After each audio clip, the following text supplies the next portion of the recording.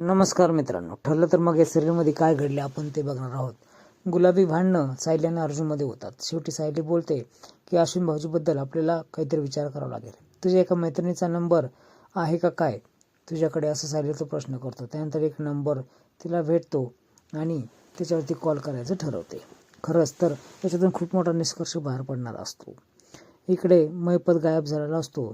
त्यावेळेस प्रिया खूपच घाबरते. इकडे तिकडे त्याला शोधते पण सापडेना. ती नागराजला कॉल होते पण नागराज देखील कॉल उचलेना. तिला डाऊट येतो की महिपत आणि नागराज एकत्र आले तर आपला काटा काढेल, किंवा महिपत जर एकटाच नागराजला मारून पळाला असेल तो आपला देखील काटा काढेल. शेवटी तिला लक्षात येतं की या ठिकाणी दोरी नाही आहे, तो स्थलांतरित करण्यात आला आहे. तसंच असतं. शेवटी नागराज एका नवीन ठिकाणी महिपतच्याच गॅरेजवर त्याला घेऊन जातो. इकडे त्या नंबरवर तिच्या मैत्रिणीला ती कॉल लावते आणि विचारते की तुमची कोणती पार्टी झाली का. त्यावेळेस पोस्ट ग्रॅज्युएट काय ती ग्रॅज्युएटलाच गटांगळ्या खात आहे अशी बातमी कळते, आणि सानिका तर येत्या 2 वर्षापासून ती बेंगलोरला आहे अशी बातमी कळते. ही सर्व घटना तो रेकॉर्ड करतो आणि प्रियाच्या विरोधात बोलण्यासाठी दुसरा प्रूफ म्हणजे स्काय व्ह्यू नावाचं हॉटेलच्या मालकाला कॉल केल्यानंतर त्यांना असं कळतं की या ठिकाणी पार्टी झालेली नाही. दोन्ही नाव चेक केलं तरी पार्टीच कळत नाही, आणि 11 नंतर रेनोव्हेशनचं काम चालू असतं हे देखील तो बोलतो. ही देखील घटना ती रेकॉर्ड करते आणि खाली येते. प्रिया आहे का असं विमलला विचारतं, ती अजून नाही असं बोलते. सकाळीच बाहेर गेली आहे. तेवढ्यात प्रियाची सगळेजण वाट बघू लागतात आणि प्रिया येते देखील. प्रियाला बघितल्यावर सायली तिला हाका मारते. कुठे गेली होतीस असं विचारते. त्यावेळेस हे प्रश्न उत्तर मी तुला देऊ शकत नाही असं ती बोलते आणि मोबाईलकडे बघू लागते. शेवटी तिचा हात ती पकडते आणि बोलते की खरं खरं सांग कुठे गेली होती. त्याच वेळेस हात जेव्हा पकडला त्याच वेळेस तिथं अश्विन येतो आणि हे काय चाललं आहे असं ओरडतो. त्यानंतर अश्विन तूच सांग यांना की मला प्रश्न विचारत आहेत की कुठे गेली होती मी. त्यावेळेस तू सांग ना असं यांच्या तोंडावर सांगून टाक की कुठे गेली होतीस ते. पण याच्याकडे काही उत्तर नसतं. तुझ्या मैत्रिणीला फोन लाव असं सायली बोलते, पण ती काही फोन लावायला तयार होईना.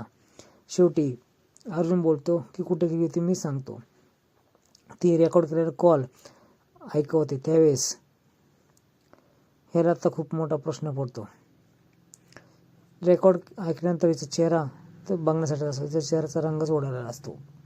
सायली दुसरी रेकॉर्डिंग देखील ऐकवते जी हॉटेल मालकाची असते. त्यावेळेस हा तो खूपच चिडतो. त्याच्या पायाखालची जमीन निघून जाते आणि तो पुढे हिला खूप ओरडतो प्रियाला. त्यावेळेस खरं खरं सांग कुठं गेली होतीस असं विचारतो.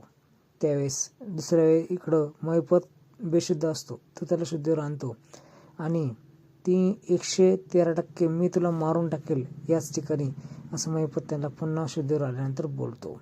पण या ठिकाणी मनुष्य काय साधं जनावर देखील येणार नाही, कारण हा बंद असं गॅरेज आहे असं नागराज बोलतो. आता हिच्या चेहऱ्याचा रंग उडाला असतो आणि अश्विन तिला खूपच जापतो. मला लाज वाटते तुझ्या संग बोलायला. मी तुझ्यासाठी सरांसंग वैर घेतलं आणि याचं फळ मला तू हे देतेस का असं हा अश्विन बोलतो. अश्विनचं मन खूप तुटलेलं असतं, कारण आधीच त्यांनी हनीमूनची तिकीट फाडलेली असते. त्याच्यात हे दुसरं खोटाडेपणा उघडकीस येत असतो. कल्पना तिला झापते देखील. आता तरी नीट हो, खरं खरं सांग कुठं होतीस तू असं बोलते. तुझं एक ना एक पितळ उघडं पडत आहे हे देखील कल्पना बोलते.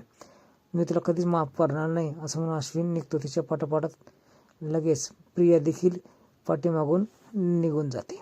तुला डाऊट कसा काय आला असं अस्मिता विचारते. त्यावेळेस अस्मिताला ती सांगते की माझ्या एका मैत्रिणी कॉल केलता, तिने सर्व घटना सांगितली.